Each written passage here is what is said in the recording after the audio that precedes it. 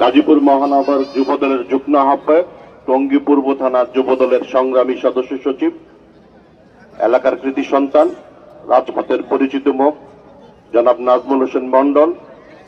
উপস্থিত রয়েছেন ৪৩ নং ওয়ার্ড বিএনপির সংগ্রামী সভাপতি নুরে আলম জিকু, বিপ্লবী সাধারণ সম্পাদক গাজী মহসিন, সিনিয়র সহসভাপতি লেহাজ উদ্দিন সহ মঞ্চে উপস্থিত বিএনপি পরিবারের সম্মানিত নেতৃবৃন্দ, উপস্থিত এলাকার শ্রদ্ধাভাজন মুরব্বী, এলাকাবাসী ও যুবক ভাইয়েরা, আসসালামু আলাইকুম।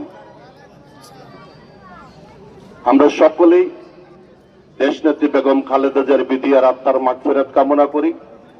মহান রাব্বুল ইজ্জতের দরবারে তার জন্য আমরা দোয়া করি, আল্লাহ পাক তার ভালো কাজগুলির উসিলায় ক্ষমা করে দিয়ে তাকে জন্য জান্নাতুল ফেরদৌস নসিব করেন। সেই